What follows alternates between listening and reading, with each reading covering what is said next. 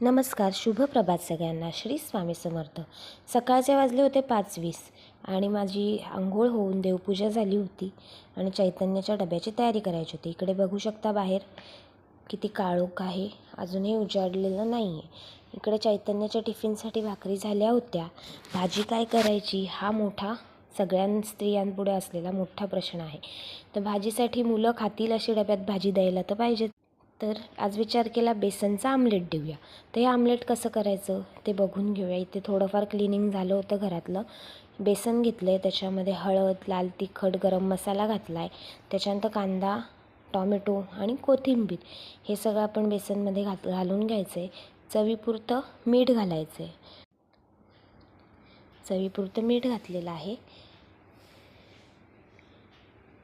त्याच्यानंतर एकीकडे चहा, आल्याचा गरम गरम चहा, तोही गुळाचा चहा आरोग्यासाठी खूप चांगला असतो. साखरेपेक्षा माणसाने गुळ खावा असं म्हणतात, त्यामुळे गुळाचा चहा नक्की प्या. तर इकडे बेसन पिठात सगळं घातल्यानंतर थोडं थोडं पाणी घेऊन आपल्याला हे मिक्स करून घ्यायचं आहे. जसं तुम्हाला पाणी लागेल तसं थोडं थोडं घालून मिक्स करायचं आहे. एकदाच पाणी ओतायचं नाही, तर आपलं बॅटर आहे ते एकदम सैल होईल आणि मग जे आमलेट आहे ते तव्याला चिकटेल. तर असं व्यवस्थित मिक्स करायचं. गुठळ्या राहिल्या नाही पाहिजेत बेसन पिठामध्ये. हे बघा, अशी कन्सिस्टन्सी पाहिजे बॅटरची. अशा प्रकारे बेसन व्यवस्थित मिक्स करून घ्यायचं. इकडे तवा गरम करत ठेवला होता गॅसवर. तव्याला थोडंसं तेल लावून घ्यायचं आहे.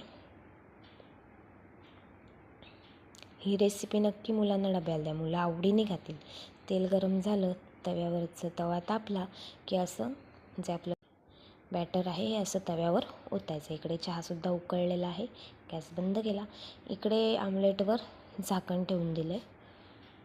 2 मिनिटांनी झाकण काढायचं आहे आणि ही जी वरची बाजू आहे ती उलटायची आणि ती व्यवस्थित भाजून घ्यायची. अशा प्रकारे आपलं बेसन आमलेट रेडी आहे. भाकरी आणि बेसन आमलेट. जर तुम्ही पोळी जरी केली असेल तर पोळीबरोबरसुद्धा हे बेसन आमलेट खूप छान लागतं आणि डब्यात सांडण्याचं टेन्शनच नाही. कशी वाटली रेसिपी? यात चहा प्यायला. श्री स्वामी.